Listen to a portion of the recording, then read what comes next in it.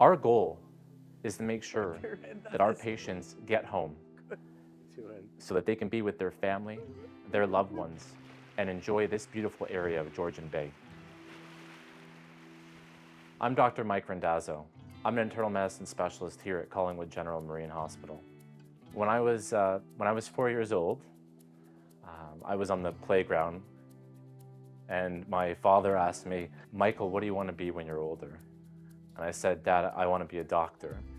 I'm sure I said it in a more baby voice, but I wanted to take care of people, but in a certain way, in a way that I could have a distinct skill that I could help and make a dramatic impact in someone's life every day.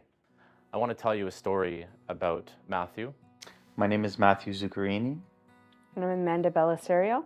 On June 21st of 2024, I was driving in Collingwood, and I remember feeling like I was about to black out. And I immediately pulled over to the first side street that I came across.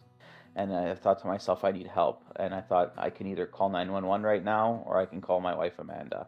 And I get a phone call from Matthew saying, "Something happened, I need help." And I've never received a call from him like that before. I called 911. She said, "Okay, help is on the way." I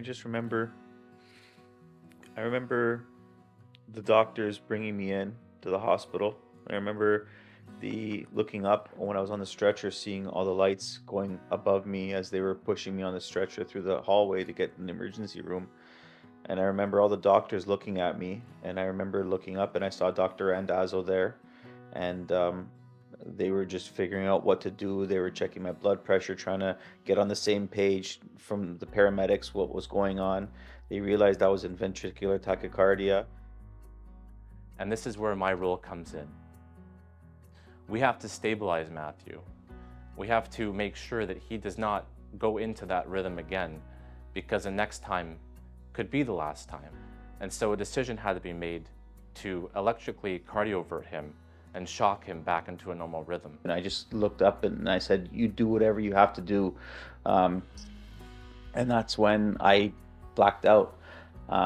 And at that point is when I felt like I was gone, I was dead. I remember getting into the emergency room and saying, "I'm here for Matthew Zuccarini." They led me to the back, and already I just wanted to break down, because that's the father of my child. And I didn't know at the time, but I was also a few days pregnant with our baby, who now just turned 3 months old a couple days ago. And then I remember feeling the presence of my father, who passed away about 12 years ago. And I remember feeling his arm. I didn't see him, but I felt his arm give me a push right back down. Dr. Randazzo came in with his resident staff. There were about 4 of them. And you could tell that they had never experienced this before. And They'd never seen something like this before. This is why I'm in medicine. I could see that going through their minds. They just saw somebody's life get saved right before their eyes. Yeah. And the fact that I was so young and experiencing it, you can tell that they treated it a lot differently, because I shouldn't have been there. Yeah. And you can tell that they wanted to get me home. They treated not only him like family, but us, myself. When I went to visit, "Amanda, can I get you some water? Is there anything that you need?" I remember bringing my son for the first time. A few days into it. This was the first time I was without my son. Ever. Not seeing my son for a day. And I remember sitting in the hospital crying, because it was the first time without my son. And I remember saying, "Can we allow him to come here?" Yeah. And they're "Well, he can come," but at the same time, I didn't want him to see me in the hospital bed. So they actually allowed me to go into the gardens. Yeah. And just seeing their embrace, seeing him hold my son for the first time, it was one of the most emotional experiences I've ever felt. I remember holding him so tight. I gave him the strongest embrace I think I've ever given him, because I was just so thankful to hug him again. I thought I'd never hold him again.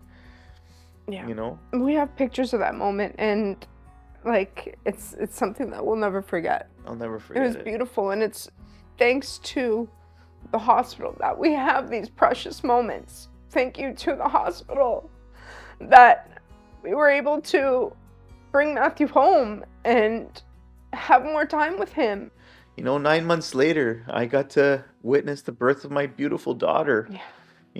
And to think that she might have been brought into this world without ever knowing me is something that you can't put a price tag on that. She gets her daddy. I get my baby. I get my family. I get my wife. I get my son. I get to spend time with my family.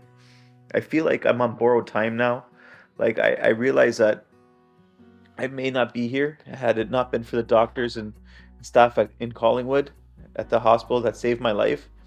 I wouldn't be able to enjoy my life. I wouldn't be able to take time to go fishing, to go snowboarding, to play golf again, to play baseball on my team again, to take my son and plant our seeds in the garden and things like that. Like, I get to be a dad, and it's because of the actions of the doctors and staff in Collingwood at that hospital that allows me to live my life today and give me however many more years I have on this earth.